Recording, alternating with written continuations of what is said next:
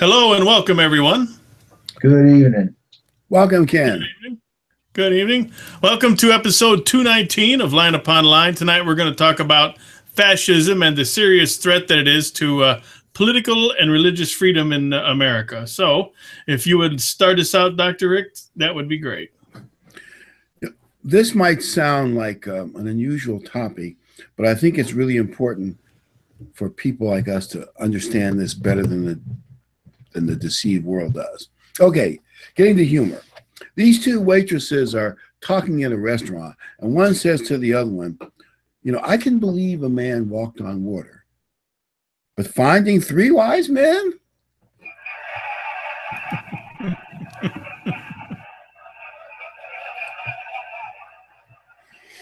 Okay, there's this old guy who really looks old. I mean, he looks like he's been through it. Very old guy. He says, I don't think we get smarter as we get older.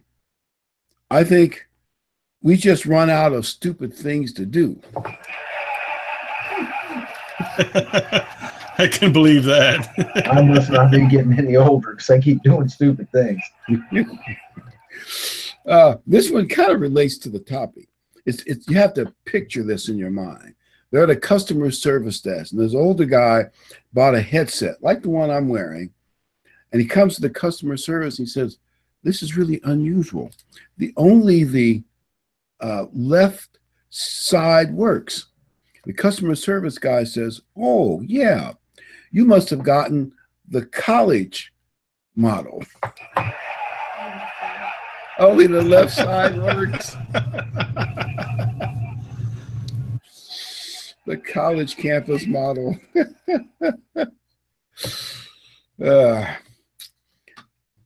This is called computer encouragement. This lady, who is a computer data entry assistant, is often overheard in the office encouraging her computer. She'll say things like, "You can do it, big guy. You can do it. Good boy. Nice boy. Good fellow." After one particularly long pep talk to the computer, her boss says, "How do you know that your computer is a male?" She says, "Because you have to tell it what to do." Hey. Some people are laughing at that one. My wife said it was a good one. I bet she did. Okay, spendthrift. The minister asks, "Is there anyone in our congregation who wants any prayer about any of his shortcomings or problems?" A guy stuck up his hand in the front row. He said, "Yes, I have a problem. I'm a spendthrift. I throw money around like it is growing on trees. I need some prayer help." "Very well," said the pastor. "We will join in prayer for our brother, but just as soon as the collection plate has been passed." It also sounds about right.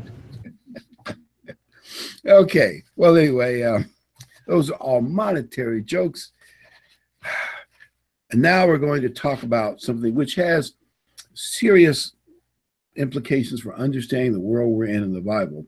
By the way, even though liberals condemn the Bible and people who quote it, and every now and then when they think they can use it politically, they will quote and misapply parts of the Bible. And we'll get to the part they misapply in just a minute. There is a political and religious threat to freedom in America, and that political religious threat is, I will call it progressivism, globalism. And let me describe how this works out. What do many of the globalists desire? What they really desire is a world-spanning super state. Many of the revolutionaries really want some such state. They want a socialist government where the government runs directly or indirectly everything. Now, you might say, well, but the great socialist states like Venezuela, the entire Soviet Empire, which includes East Germany, and all those countries, when they ran their economy that way, it was an economic failure. But they'll say, but the wrong people were in charge. You put people like us in charge and our comrades, and it will work. They really believe that. By the way, the only Stalinist, pure communist government still left in the world is North Korea. That ought to tell you all you need to know. All the others, at least economically, have fallen. Even Castro has made some capitalist inroads in his tourist industry. So the point I want to make is that even though it's failed in the past, they still believe in it. They really still believe in socialism in many respects. Just to point out how it's failed, when the Pilgrims arrived in Plymouth Rock, they were a commune and had everything in common. In the first couple of years, it was an economic failure. And then Governor Bradford realized the problem was what I call the free rider problem. If there's no individual profits per family, per individual, there's no motivation. Well, I get up in the morning, you all end up with the same thing. So he gave everybody their own capital, certain seed and land and tools. They had some bills to pay back in England, but that was more like a little tax. But basically everything they made, hunting, fishing, trapping, farming, was theirs to keep. And all of a sudden, production just boomed. And that colony became very successful. And as others of the same group heard about their success, more and more and more of them poured across the Atlantic Ocean. This may be a bit of an exaggeration, but there was a time in Europe when they actually believed there was silver and gold in the streets of America. And while maybe, obviously, that's not true, it's still the #1 destination for immigrants. You pull a ship up anywhere, countries in Eastern Europe, Africa, Latin America, Asia, and you told them you can get on this boat and come to America and have a green card, they'd fill that sucker up so fast your head would spin. I was at a seminar like 20 years ago, and this guy said, I've traveled all over the world and lived here and all these things. And people ask me, what's the greatest country? He says, my answer is remove all the borders of all countries. Anybody can go anywhere they want. We won't be able to keep the number of people in this country. There'll be so many people come to America that you won't be able to move. Yeah, people. I've even had Chinese college students here, and they would say something like, at least several told me this, that if they could stay in America, they will. And they're graduates, so they'll probably get a job back in China. And they say, but everything's so intense in China. People are so much more happy here, and you have so much more. Actually, compared to a lot of places, we have more food, more water, more space, cleaner water, cleaner air. In spite of what you hear, it's just better in America overall. I know that the young people are rioting and they don't know it, but capitalism has made America great. And they don't teach that in public schools. And I looked at a list of the top over 150 innovations in the last century or so in the entire world. Almost all of them, the internet, air conditioning, the iPhone, you run down the list, all of them came from America. And you'll be surprised if you see the list. I mean, it's kind of stunning when you see it. But sometimes what fascist, that's another form of socialism. We'll get to the details in a little while, how it's different than some of the others. But how progressives, socialists, fascists, sometimes they quote Acts 5, or sometimes they pick up the end of Acts 4 into Acts 5, and they see all the Christians together. But I don't think I'm getting across. Okay, I can hear you, Gary. Can you hear me? Yeah, I can hear you and see you. Okay, good. I hear you, Gary, but I see your name, but I don't see your picture. Well, I had an emergency. I tipped over my microphone. It fell off the table and my screen went completely blank. So I had to run and get this little portable computer, and probably just not going to work as good as it should. But as long as we can hear you, that's what counts. That We all might know be what better. you look like, and it Might says be Gary. better. So it might, never mind. If you could see my hat, you'd be glad you can't see me. I know we used to kid with each other. We'd say, boy, you have a great face for radio. Gary does have a great voice for radio, though. You really do. You know where they make pretzels at? Where? Pretzelvania. I like that one. Go ahead, Ken. All right. Acts 5:3. But Peter said, Ananias, why has the evil one put it into your heart to be false to the Holy Spirit and to keep back part of the price of the land? While you had it, was it not your property?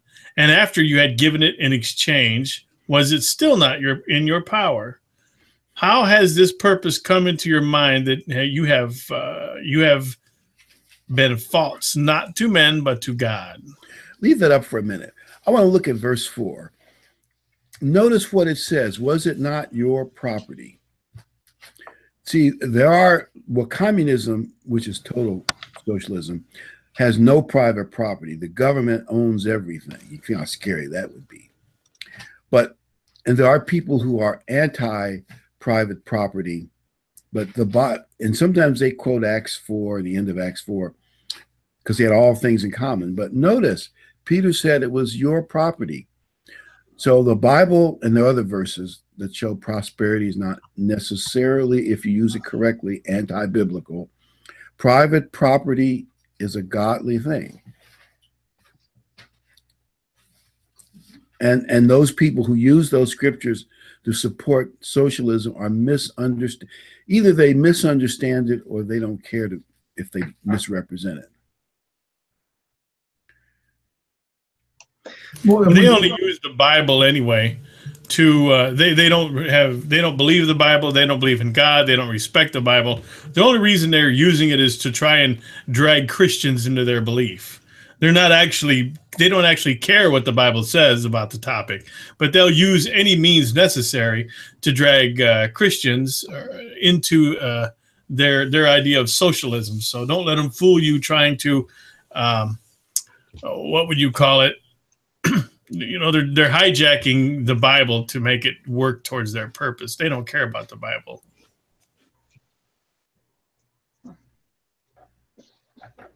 Dave, go ahead. Oh, the thing about owning something is you now learn to care for it. You're going to take care of it. You're going to till the ground. You're going to plant something. You're going to build something on it. You're going to improve on it. It's what we naturally do, and it makes things better. But if it's just the government owns it, you can't do anything with it, then it's just going to be grown over and it's dilapidated and fall apart. Homes need to be lived in, cars need to be driven, and all the things that the obvious eye sees and understands, it seems like they cannot perceive. I don't understand it. What you said reminds me of a great story. Part of what the communists did, and maybe others have done it to a lesser extent, the small farm owners, and this was done as a pejorative, they call them kulaks in Russia. They exiled about 2 million, most of them died in Siberia, turned the people against them. I call it class warfare. And they said, we're going to create government farms. They won't belong to these farmers who are a little bit better than you poorer peasants. They still weren't rich by any means, but they had some little bit of land. Well, you guessed it.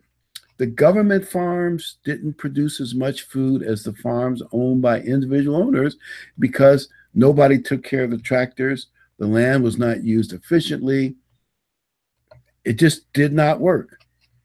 And it took years of false efforts before I think the Chinese and then later the Russians gave up on it and realized even though people died for that stupidity, it doesn't work. It's almost an unbelievably terrible story. You know the actress Mila Kunis. She said, "I come from a communist country. It looks good on paper, but it doesn't work when it's tried to be used." She said, "You can write it out and read about it, and it looks like this will really work. But once it's in the hands of people, it doesn't work."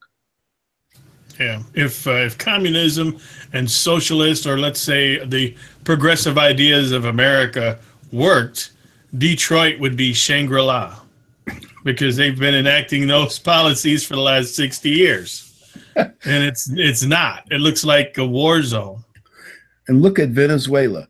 They went to communism. Chavez and his successor, they're literally having grocery stores and food riots. Well, they're cooking chaos. They're cooking zoo animals. They're cooking and eating zoo animals. It's chaos over there. Everybody says, well, just nationalize some more companies. The problem with that is, say if you're Venezuela and you nationalize a couple major companies, then the government runs it. And of course, the government runs it poorly and inefficiently. But all foreign investors, after they see a little of that, what do you think foreign investors are going to do? Well, they're gone. You could imagine somebody on the board of directors of a big corporation. Well, let's build a plant in Venezuela so they can take it away from us. Are you crazy? There's nobody, you're automatically putting yourself in among, it's like stealing doesn't pay. It's another way governmental stealing doesn't pay. By the way, what you see in the book of Acts is charitable giving. And the problem with Ananias was he lied about it so he could eventually, I'm sure in his own mind, get promoted to a higher position in the church. He was, you might say, wheeling and dealing with God, realizing you don't deal with God like that, but he did. It's lying about his charity that was the problem. Forced charity isn't charity. No, forced charity is the IRS. It's robbery. It's robbery. Oh, should I tell that joke? Should I tell that joke? You can't just leave it hanging out there. You got to tell it now. Oh, where did I put it?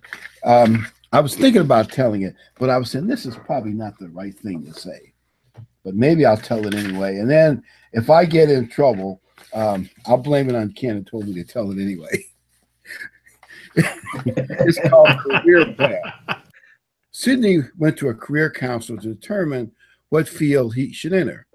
And after a bunch of extensive testing about his personality and his thinking, the guy said, well, Sid, you're a sadistic psychopath who enjoys inflicting pain, misery, and suffering on others. Well, what field should I go into? IRS. I can see it coming. Oh, I hope I don't get my taxes audited now. I suppose that isn't a nice joke, is it? But you gotta laugh or you're crying. Well, hey, they lost that lawsuit. I mean, they proved that they really did rig the go after people for political purposes using the IRS. Did you see that with the yeah? And probably, I'm saying this, the Justice Department pushed it, but probably if Trump hadn't been elected, they probably would have totally gotten away with it. Oh, of course. They still are. I mean, nothing's going to happen because of it. Yeah, and that makes you wonder, how come somebody isn't so... An apology is nice and promise never to do it again, but... Yeah, but a few people should be in jail over this. Because they did affect the election. I'm sure that was their purpose, too. And, oh, well, politics again. But I want to just make a point that we Christians should know. The Bible supports voluntary charity, which America leads in, but socialistic confiscation of property for redistribution purposes, I steal it from you to give to Bob so I can get his political support. I don't believe that is biblical. My son 20 years ago was in high school. I kind of hurt to say that. And he said that they were having a discussion, and the kids were saying it's not stealing if I take your jacket and I give it to my friend. I'm not a thief because I gave it to my friend. It's only stealing if I keep it to myself. And he said, if you steal my jacket, I'm gonna beat you up, regardless of what you do with it. You know?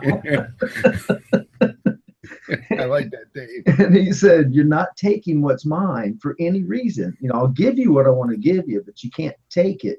And the teacher told me that apparently she liked him. She said I was doing a good job raising him, but most every kid in there was so liberal. You know, they had to talk about abortion, and the kids would say, but it ruined a kid's life. You know, 16, 17 years old and didn't know who her dad is. And he said, look around his classroom, that's most of you.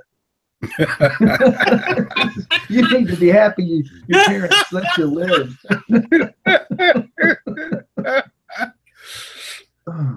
Yeah, I thought about that coat example, but if the person steals your coat to give to somebody else, but he gets something in return like power or favor, then it's just another variation of stealing. It's our government. Are you kidding? It's our government. By the way, I'm not telling anybody not to pay their taxes. You got to live with it. Anyway, and that's biblical too. Pay your taxes, you know, pay to Caesar what Caesar. But when you get to vote, you can vote for less. What the globalist socialists do is they play class warfare. The communists were good at it. And they play on the envy of people. And sure, you're envious of the rich or the upper middle class or the brain surgeon who has the mansion at the top of the hill. I understand all that. But true conservatives realize that forced distribution, because it violates God's 10 Commandment law against stealing, only leads to impoverishment of all. Anything that goes against what God says backfires, no matter how good they make it sound on paper. Yep.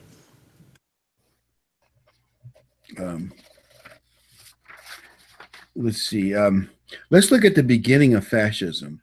It's kind of a story. I want to tell a little bit of it, and then you all can add into it. It's not just a dictatorship. I mean, that's dictatorships are dictatorships, but fascism is a little different. Mussolini, born 1883, his father was a dedicated socialist. And Mussolini was named after a famous Mexican revolutionary socialist, Benito. And he grew up a fascist all his life. He's a very tough kid. He was expelled from Catholic school twice for stabbing classmates. I mean, how many people grew up saying that? So it gives you, and he was a bully. I mean, that's what they say. So he was a man of action. He always wanted, I believe, to be a socialist leader. And one thing about socialism that's worth mentioning is that Karl Marx and others predicted that the workers, especially in Western countries like France and Germany and England, they would just naturally, because they believed in class warfare, they taught all that philosophical garbage and believed that they would eventually overthrow capitalism and the monarchies, and we'd live in a socialist utopian paradise. When you read it, it sounds good, but you realize how utterly it misunderstands human nature. But that's what they wrote. Well, as the time went on in the earliest 20th century, into the 1910s and 20s, it was obvious that that was not happening. It did not happen. And it only happened in the most backward of countries in Russia. And much of that was done by force, you know, the Bolsheviks. So Mussolini really lost. He didn't believe in democracy. And then World War I came. And actually, it may have worked for Mussolini's benefit. What Mussolini said was he believed in violence as the agent that moved history, that changed things. It was like he said it was a hygiene, violence. So he wanted to combine socialism and violence. In other words, if we can't get the people to create the socialist government we want, we'll force them to do it. And that was how he was different than other socialists. And he edited one socialist newspaper called Utopia and another famous one, Avante. And as a socialist editor, he was different than the others because he believed in violence. Well, when World War I started, Italy was neutral. And by the way, the French secretly paid him and others to influence Italy to go into the war on the side of the Western Allies. Now, Mussolini did not believe in fighting a war for capitalism, but he said any violence, including World War I, will ultimately move our cause. And so he pushed Italy to join the war, and they did. And I guess he was a war hero. And by the way, apparently, somehow he recruited some of the stormtroopers from Italy's army after World War I to create, I call them little criminal mobs. They were called fascio. That's where the word fascist come from. Fascio, if you've ever seen this emblem that they carried in Roman legions, it's like a bunch of sticks with a thing around it, a little axe head. It's called a fascio. It has another meaning in Italian too, about groups and stuff. But he mainly wanted to get the Roman Empire thing, to get the Roman symbolism. So he called his street mobs fascio. And so his term of socialism became fascism because of the fascio thing. And his mobs all wore black shirts. World War I did not go for Italy as expected. It went very badly for Italy, at least most of the battles. They lost 500,000 men. Even though they were on the winning side, at least the way the Italians saw it, the worst thing, victory is really bad if you get nothing out of it. In other words, the Versailles Treaty and the major powers, they didn't treat Italy well, at least, and that was a feeling of the Italian people. We lost 500,000 men and others wounded, and what did we get? Big goose egg, nothing. I mean, France got something out of it, but Italy got nothing, at least the way they saw it, except, I guess, the honor of being on the winning side. But that created all kinds of instability in Italy after World War I. It's almost like a civil war of communists with the red shirts and fascists with the black shirts and other groups fighting in the streets of Italy for power. And apparently these fascists I saw a list of the weapons they would carry. These guys were dangerous. They had these special clubs that break people's bones and all kinds of things. They intimidated the opposition.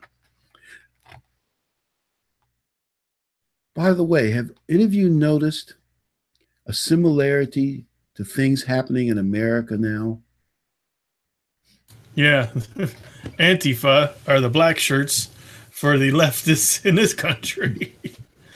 You know, it's funny how they name themselves the exact opposite of what they are. You know, Mussolini and Hitler both got a lot of their ideas from how this country handled like the Indians, how they got their, if you read in history, they get both, like I said, Mussolini and Hitler got a lot of ideas of how things were done in this country, from like the handling of Indians, handling of slavery, and certain other aspects of our history, who was all controlled by one party. So if you want to take this back to where they drew this from, a lot of it was drawn from the Democratic Party in this country 100+ years ago. And there was something back in the 1910s in that general time period called eugenics, which it was pushed in some European places, but big in America. And a lot of the people that are famous, like, was it Margaret Sanger? I want to get my names mixed up, who pushed abortion.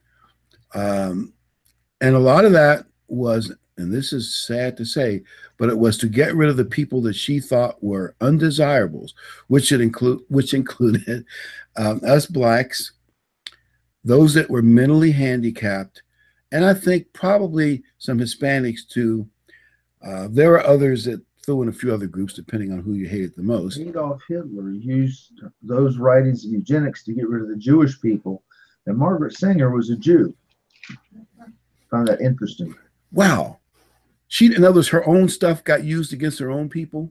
Pretty much. Who would have thought it? I mean, it's weird how those things happen. And right now, a lot of politicians, including black politicians, because I know it's the politically correct thing, support abortion. I believe this is still true to this day. The majority of abortion clinics are in inner city, poor neighborhoods, fairly close to black and Hispanic people. And I believe that's still true. And I'm thinking, does anybody see what's wrong with this picture? But also segregation and some of the things done there. I think Hitler and other, let's say, bad actors got ideas that came from these philosophers. Now, fortunately, these philosophers did not get control of America, but their ideas still got written up on the far left, and they were kicked around, and people, including bad actors in Europe, read them. And that's why evil philosophy is dangerous. Well, as Mussolini said, violence turns the wheels of history. And what the fascists did during that almost street civil war in Italy, and obviously they were very powerful and intimidated their political opponents. He was organized. They used the communists as their boogeyman. Even I know you're going to say there are different forms of socialism, but what one writer said was that others have said it too. If you can have a bad guy for your mobs to hate, it can allow you to stir the people up that much more. And you know, it did seem to work for Mussolini. He blamed the communists. Hitler blamed the Jews and maybe communists too. And you can see how it could work. And then we believe Mussolini made this up. He said in 1922, the communists were going to take over the Italian government, which was very weak. So he said, as a preemptive strike, the fascist groups or mobs, I call them mobs, he didn't call them that, but the fascist groups were going to organize in bigger and bigger groups and sweep into Rome and take the capital by force. And if they weren't given power, they would take it. He wasn't sure what was going to happen with the government call out the army and would it be a massacre. But as they were marching on Rome, the king called Mussolini and told him, you're going to be allowed to form a government. He still continued the political theater of the March on Rome because it's good politics. But he knew even before they arrived that they had the government. He went from prime minister, and I guess you got to give Mussolini some credit, through careful and intimidating his political opponents, including murdering one major socialist leader that was very well known. Within 1926, they ended parliamentary elections. And by 1929, he had almost total absolute power. The king was still there, and the Catholic Church still wielded a certain amount of power in Italy. But with those exceptions, he had absolute power and was admired all over the world. And it does show that violence and intimidation does work. Sometimes. Yeah, fear does work sometimes.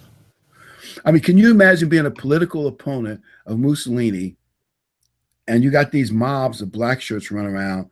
They murdered some people and they beat a lot of people and put people in the hospital. Can you imagine how many people you get to come to your rallies?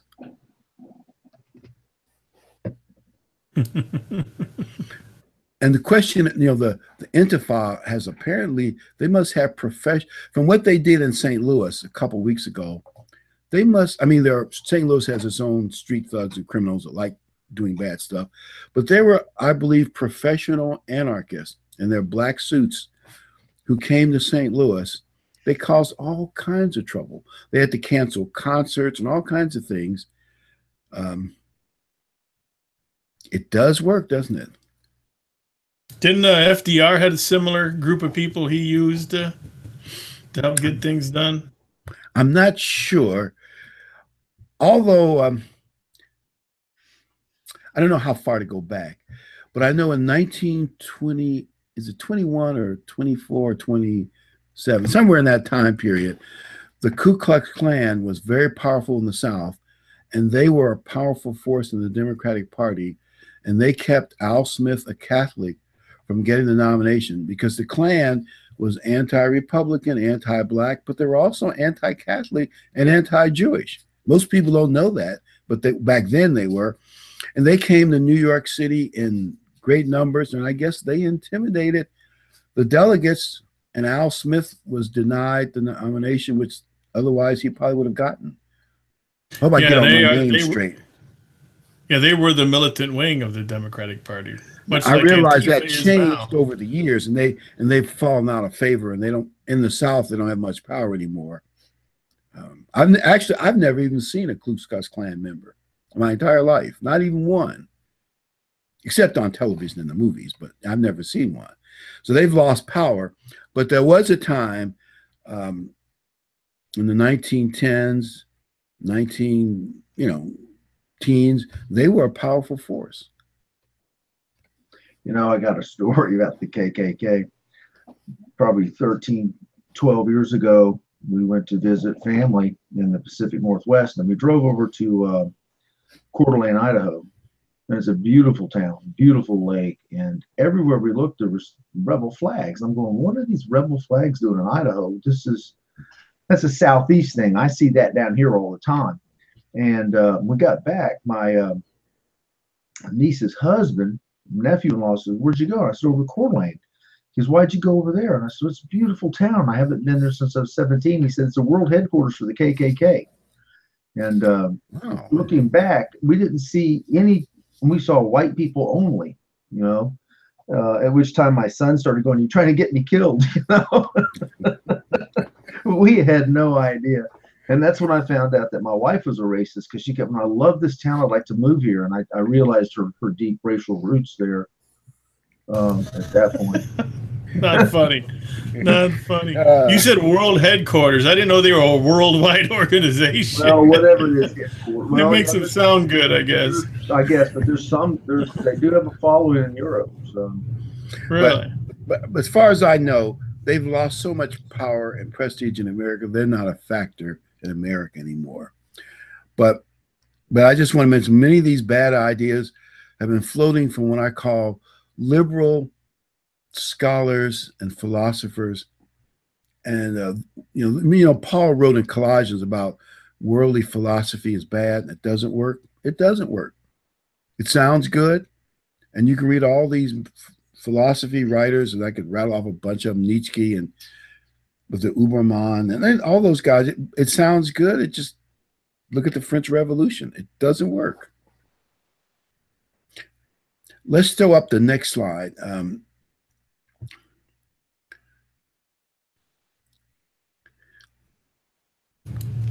All right, Revelation 17:8. The beast which you saw was and is not, and is about to come up out of the great deep and go into destruction. And those who are on the earth, whose names have not been put in the book of life from the first, will be full of wonder when they see the beast that was and is not and still will be. Okay. I believe that beast is the Holy Roman Empire. You're going to say, what do you mean it was? Obviously, Rome was the longest lasting world ruling empire in world history and the strongest, and there's no doubt about that. It was a big thing and is not. Obviously, the Roman Empire is not here, but it's sort of still with us. How's it still with us? It was the Treaty of Rome that formed the EU, and European leaders have been trying to bring back the Holy Roman Empire in one form or another. And sometimes they, I guess Spain brought it back for a few years, and so did some other, Otto the Great, and I'll forget Wilhelm. I'll forget some of those names in history, but they had their version of it. I guess Napoleon may have had his little version of it, but it's there. Occasionally it comes back to great power and it fades back, but that empire will come back. And I believe that the fascists, because the one thing that Mussolini did, Benito Mussolini, he linked his socialist fascist movement with the Holy Roman Empire. You know that salute where they jet out the right arm? Well, that comes from the Roman Empire. Of course, they would say, Hail Caesar, as the chariots rolled by. Well, in Mussolini's case, it was El Duce, which means, I think in Italian, the boss or the leader. Of course, Hitler adopted his version of it later. He followed much of Mussolini's model a decade or so later. And fascism fused three elements: socialism, nationalism, and revolutionary fervor spiced with heavy violence. And that is fascism. One is, that's certainly not America, for those who accuse American politics of being fascist. And it's certainly not, well, it's not the Republican Party. By the way, nationalism, being loyal to your own nation, is not a bad thing. I think it's only a bad thing if you want to go out and conquer other nations in a unnecessarily empire style, which is what Mussolini did. Started, maybe his biggest one was in the African country of Ethiopia, but he did some other, he also invaded Greece. The point is, that's the wrong kind of nationalism. But just being loyal to your own country is okay. I don't think people would disagree. Let's go to Matthew 24:10. The next slide.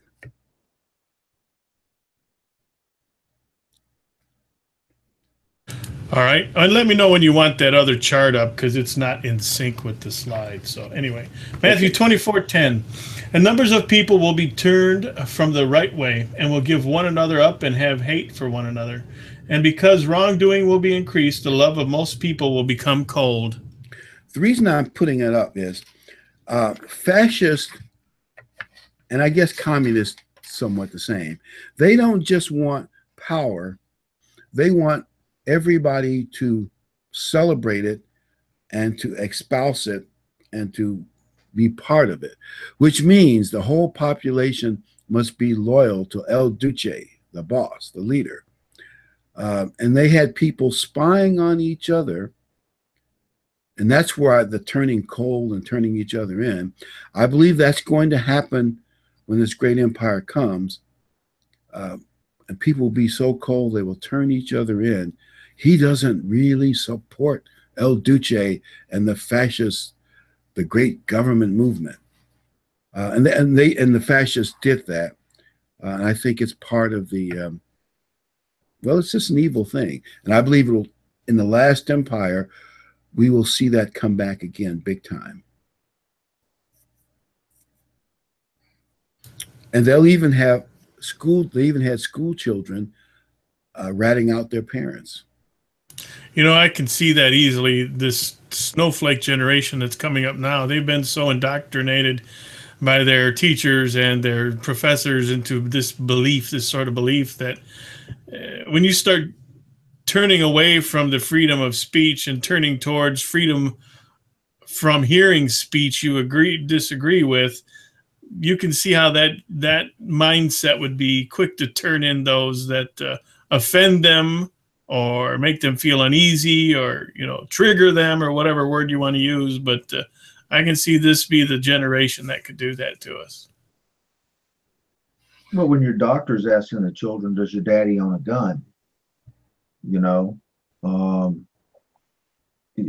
why? What difference would it make that I've got a cold if my father owns a gun? But I guess they ruled that that's illegal in some places. But at one time, they were doing this because I guess it was going into some kind of a database. They wanted to put that as part of Obamacare. Is that right? Where the doctors, and I guess that didn't get through. But I know they wanted to do that. Have the doctors ask you, do you own any guns? And then they put you down on a list, and it's not a healthy thing to own a weapon to defend your family. I mean, by the way, let's put up the chart, because this chart, see, I believe that it's individual freedom and economic freedom are godly principles. And what the liberals have done, and they've done a great job of, I call paradigm shift, they have you believing that anybody who's conservative is a fascist. And most people know so little about fascism, they believe this. But if you look at these two charts side by side, and Ken's going to read it, on each issue, you'll see what the conservatives believe and what socialists, fascists, and liberals believe. So that word conservative liberals, just means conservatives on that side of the chart. Go ahead, Ken. All right. High belief of individual rights. That's conservatives. High beliefs in Satan and statism. The state is more important than the individual. That's what you get on the socialist and fascist side. Here, let me take a second real quick. Go ahead and talk amongst yourselves for a second. But I was just thinking, but that statism is important. It takes a village. And in other words, the government and what the government wants to do is more important than you, the individual. Instead of the government being there to serve you, you are there to serve the government. And there's a big difference when you view things that way. And I think it's kind of the difference between conservatism and fascism, socialism. Yep. And conservatives, they prize free speech. Socialists and fascists, the big government controls not only speech, but thoughts as well. PC speech only is allowed. So we see that in Canada, where you can't quote certain things from the Bible, and other countries as well. All of you seen what's happened on Berkeley, the Center of Free Speech many years ago. If someone is going to speak on that campus who isn't PC, the Intifada are so strong out there that they have to call out half an army and then isolate the guy for him to speak. Yep. Well, Orlando had to spend, I think they reported $600,000 on security when Shapiro spoke there a couple of weeks ago. You're kidding. Yeah, I saw that. There's so many liberals in Orlando that they won't tolerate Shapiro. Oh, we go to Orlando and on the Gay Rights Week or whatever, and the flags, the banks will have the flags as big as my car, the post office, all the street lights, all the street signs, everything. It's got the gay rights flags on it everywhere. The entire town decorates. All right. Next on the list, freedom of religion. Socialists and fascists prefer core belief in adoration of the leader and state above any nominal religion. And in most cases, it's illegal to have any kind of religion. I mean, they usually outlaw. I mean, you try to be a Christian in China, doesn't go over too well. I could imagine it would be so much worse in North Korea. But it's funny how it says freedom of religion. That's what the conservative side believes. And what we get in this country is they're trying to tell us we have freedom from religion. Yeah. That's what they want. That's what they call the what's the clause they say, or separation of church and state. Separation of church and state. Freedom from religion, not freedom of religion. Yeah, and most of you know that Jefferson, when he wrote that letter, it's not in the Constitution. He was talking about protecting Danbury Baptist Church from the government, not protecting the government from the influence of the Baptist Church. It's like, anyway, they were a minority religion at the time. And by the way, most of these leaders, like Mussolini, they used the media as much as they could. And there's actually a technique called deification. The way you show them in pictures in the background, the whole way you treat them, you deify the leader. And I might make a statement, and I realize America's never done that, so I'm not implying that America has. But the press treated FDR with such great respect that no other president would get that in the future. You know, FDR was in a wheelchair. They refused to let any picture, I mean, our press did, of his wheelchair ever being seen by the public. I can't imagine a president in America being in a wheelchair and the public wouldn't know it now. Yep. Well, they probably didn't want other countries to see that, other leaders to see that. They didn't want it to look weak or breakable as well. But we would never go to another country back then and badmouth our president. Yes, we wouldn't do that. Never. And, like him or not, he's our president. Even Obama, there's no way I would have said something bad about him in another country, on other soil. And but today there's, you got these guys that'll kneel down for the, won't even stand up for the flag when a vet brings it out. Yeah. And you By know the what? way, Talking about FDR, Mussolini had a great respect for FDR till we got into the war. They liked the way he did things because he did it with kind of a thuggish way in this country. FDR liked Mussolini, or at least he said a few good things about him back in the, well before some of Mussolini's bad stuff came out, but I guess back in the early 30s, which is interesting. And even in countries where religion is strong, what fascists do is they still want adoration of the leader, and you can have the religion, just don't take it too seriously. They want you to worship the state and the leader of the state primarily. All right, right to bear arms in this country, and I think it's about the only. Well, there's what's the other country? Sweden, Switzerland. They give everybody rifles. Switzerland, right to bear arms. Disarm the people. As socialists and fascists believe, disarm the people except your thugs. Very true. Especially that's always the first thing when they come into power is they disarm everyone.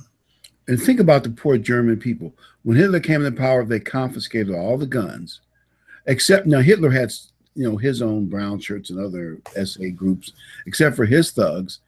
Think about, and once they got that mechanism going, the poor German people were more caught by the Gestapo. You know what I mean? If you were a leader and you stood up to say anything about what was going on, you'd end up in some camp. Yep. And notice small government, that's conservatives. Big government, large central government controlling everything, or at least a lot of stuff. Yep. Local control of education. That's what we should have. And this country has gone to the socialist fascist idea pretty much of total indoctrination of the party line only in all schools. I mean, you've got federal control of education pretty much now, and it's or at least a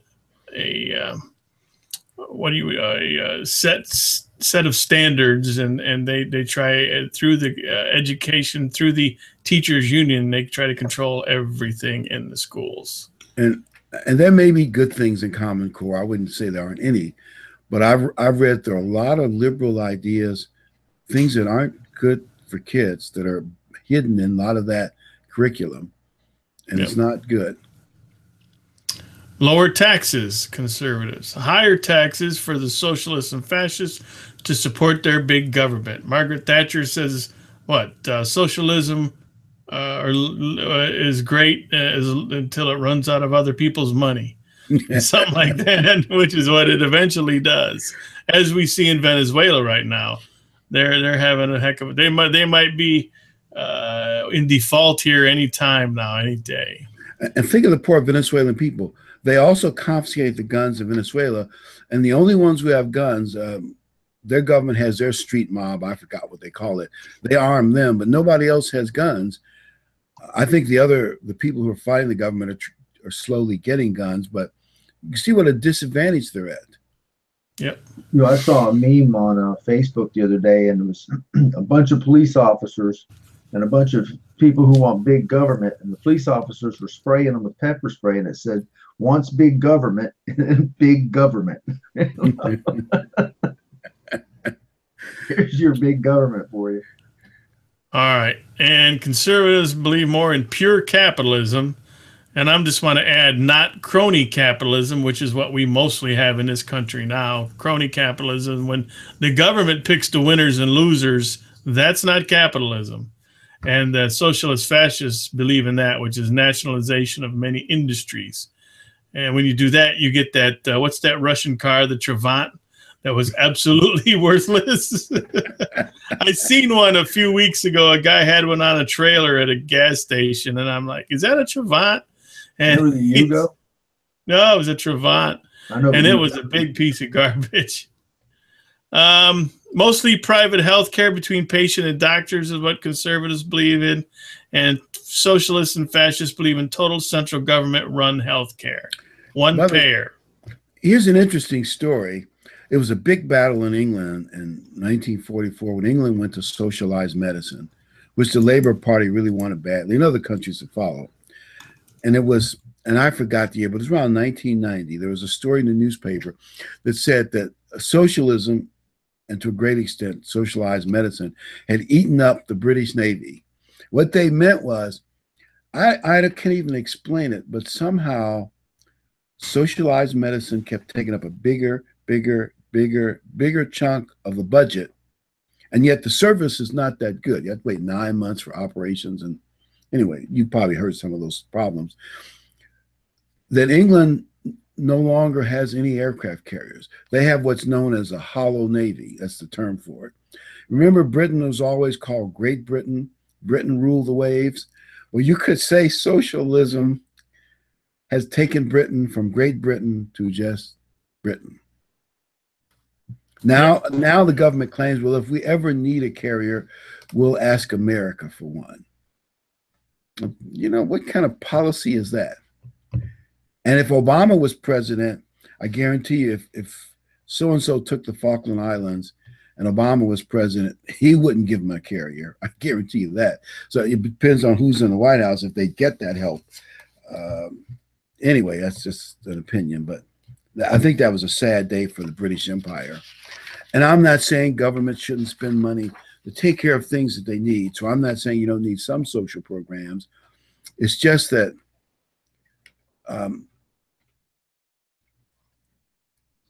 most people don't understand what pure conservatism is. It's free enterprise as much as you can. And like you say, we need it to be a lot freer than it is. There are people who believe even those banks that failed, that they should have been allowed to fail to teach other banks a lesson. But it's not for me to say. I'm just telling you what some writers have said. Yeah, just like the auto industry.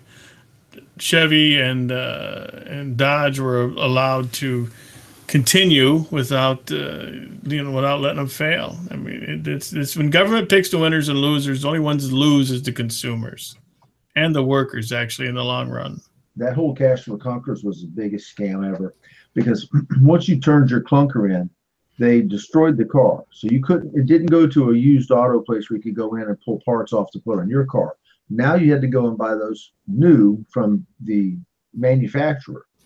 So the little guy that would go down to the local used car lot and pull a radiator off or an alternator off, that was totally fine because the car was in an accident and the car was totaled, but that part was good, and he could buy a dime on the dollar. Now had to buy a new one, which means that the people who took the loans had it set up to where you had to buy their product. And it hurt the little people, ones that it was supposed to help, because used car prices were jacked up. It always does. I was working security, and one of the places I supervised was a car dealership, and he had all these cash for clunker cars. And he came out to us and he said, "Listen, when people come up here and they want to steal the parts off the car, hold a flashlight for them." Don't stop them. He said, "This is so wrong what they're doing to the poor people that need these inexpensive parts." He says, "You just let them take what they want." So I respected that guy for doing that. And it'd be different if they took the really old clunkers, like a 25-year-old car. But they were taking 3, 4, and 5-year-old cars. It didn't make any sense, but my car is 27 years old, and I love it. So it voted in the last election. Let's look at the next slide. We're going to talk about the great empire that's yet to come. One final Holy Roman Empire that we believe is yet to come. 2 Thessalonians 2, verse 3. Give no belief to false words, because there will first be a falling away from the faith and the revelation of the man of sin, the son of destruction, who puts himself against all authority, lifting himself up over all which is named God or is given worship, so that he takes his seat in the temple of God, putting himself forward as God. And then will come the revelation of that evil one, whom the Lord Jesus will put to death with the breath of his mouth, and give to destruction by the revelation of his coming. Even the one whose coming is marked by the working of Satan with all power and signs and false wonders, and with every deceit of wrongdoing among those whose fate is destruction, because they were quite without that love of the true faith by which they might have salvation. And for this cause God will give them up to the power of deceit, and they will put their faith in what is false. In other words, when Christ comes back, there's going to be one last great Holy Roman Empire with a man being worshipped as God, and in part because people in this world do not love the truth. And you might think Mussolini and Hitler were bad, although Mussolini was not as violent as Hitler and Stalin. He didn't kill nearly as many people as they did. He wasn't, well, from that, and he also would allow Jews to leave his country. And he didn't want to persecute the Jews until Hitler forced it. So he wasn't as bad as they were. But as bad as those men were, one more evil dictator is coming, backed up by a great religious leader, and it is coming to this world. And the question is, will we be wise enough to see through it, his propaganda? Let's look at the next slide. You know, I've always wondered, you know, the Bible says that he would deceive even the elect. So I'm wondering if there's not going to be a fairly conservative component to this leader. You know what I mean? All right, Daniel 11:31. An army sent by him will take up their position, and they will make unclean the holy place, even the strong place, and take away the regular burnt offering and put in its place an unclean thing, causing fear. And those who do evil against the argument will be turned to sin by his fair words. But the people who have knowledge of their God will be strong and do well. And some of those who are wise will have wisdom in testing themselves and making themselves clean till the time of the end, for it is still for the fixed time. So this guy is going to desecrate the holy temple, and through trickery is going to deceive a lot of people. Will we be wise enough? And I would tell people who are watching us, if you keep listening to this to this program, you might be among the wise who won't get deceived, and reading all our church literature, etc., and most of all, reading the Bible. You know what I heard there was he's going to put something unclean into the temple. I could see this guy saying that there's been this great war in heaven between God and Satan, and the church is going to heal that and make them become back and bring them together. And so we have to not look at the unclean things as unclean anymore, and that if we gave Satan the respect he deserves, that they could be healing. The church could actually be the mediator between God and Satan. And people will say, you know what, I think that sounds good. That's better than everything that's been going on. And so people will start accepting more demonic things. Interesting. It's the thought, you know. But the guy is going to be very clever and with flattery and I guess good propaganda. He'll deceive a lot of people. Let's go on to the next slide, the rest of this story.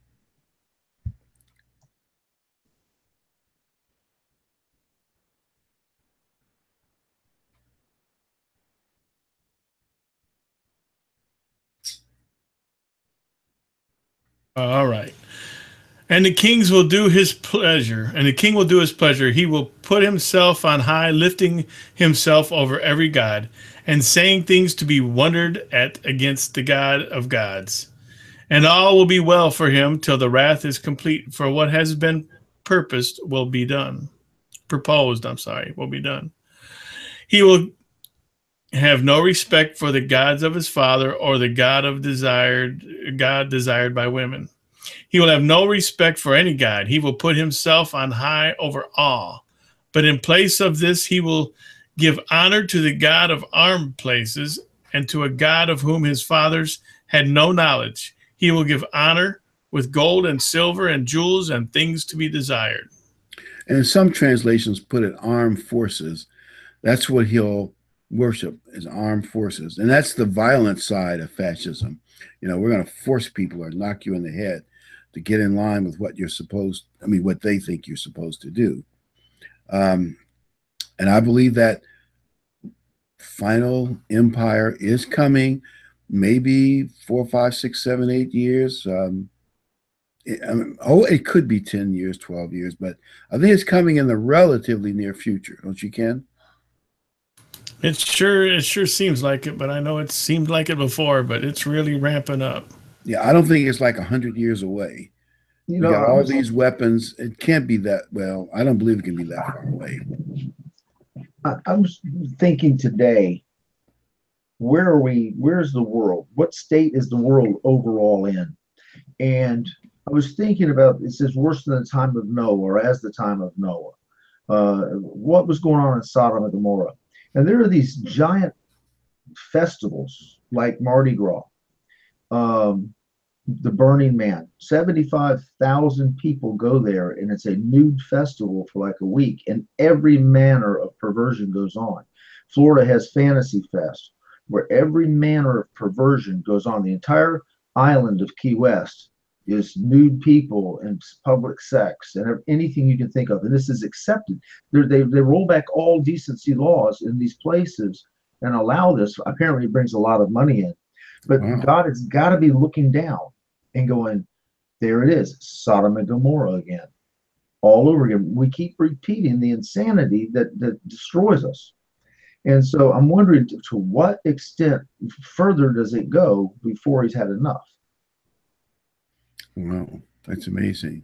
You're talking 70,000 people. In 08, it was 49,000. It's getting bigger. It's growing huge. I even heard that one of Israel's cities was a mecca for those kinds of things, Tel Aviv. I don't know if I believe it. I just read it somewhere, and I thought, well, that would be a shocker. I've heard that, and I've heard Israel will pay for your first 2 abortions. The state will pay for it so that you can serve in the army. I didn't know that either. Wow. I didn't know that. I was told that. I'm not putting the Jewish nation down. They have a lot of good people, but they have a lot of secular Jews who are not that religious, from what I've read. And there's a lot of Israelis that are not Jews. That's true. So, okay, let's look at our final scripture. We don't have to say too much about it, but just to kind of put a good news on all of this news about the final Roman Empire coming. All right, Revelation 21:3. And there came to my ears a great voice out of the high seat saying, see, the tent of God is with men, and he will make his living place with them, and they will be his people, and God himself will be with them and be their God. And he will put an end to all their weeping, and there will be no more death or sorrow or crying or pain, for the first things have come to an end. Isn't that a good way to end the topic? That in the end, there'll be no more tears. Well, Yep. I guess we're all finished. I know we've covered a lot of material in a short time period. And just say you don't all have to agree with our view on conservatism, socialism, but we're right. You know what? If you're not afraid to dig for the truth, hey, there was a time when I was, digging for the truth brought me somewhere I didn't know I'd end up. So if you're not afraid to look at what you've been taught all your life, that it could be wrong. I mean, you did it to get into church, or you're doing it now to get into church with the Bible. It's also that way with politics, or not politics, but with the political state of the world. You may have been told wrong about that, just like you thought Christmas was good and Easter was good and there was 3 wise men and all that stuff that you can't find in there. You might want to do that with other views you may have, so you may come up with some more surprises. And remember, Christian conservatives are not fascist. Conservatives are not fascist. On almost every issue, they're on opposite ends of the spectrum. But education and the media have us believing the exact opposite is true. Yeah. Isn't Living it in the age of Goebbels who Nikolai. said? Isn't it Goebbels said, accuse your opponent of what you're guilty of? Well, And it works. that's what they've been doing ever since. And it works, boy, I tell you. Yeah, it does. All right. Well, I want to thank everyone for listening or watching, however you viewed it or enjoyed it. And next week we'll be back same time. One other thing, there's been a lot of trouble with people in the church as far as physical health and things. And Ray Dean just would like to thank everyone for praying for him. If you know him on Facebook or if you've met him, you know what a great guy he is. And he's undergoing some physical issues. And if you want to keep praying for him, he still needs it. And his whole family needs it for some time to come, I believe. So thanks again for watching. And we'll see y'all back here again next week. And pray for Anthony and Susie. Yep.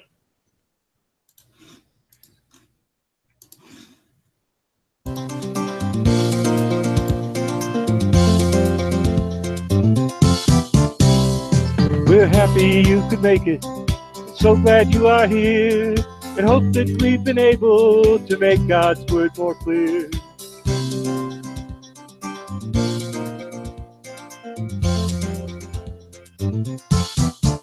Until next time, may God be with you in everything you try. But for now, till next week, we have to say goodbye.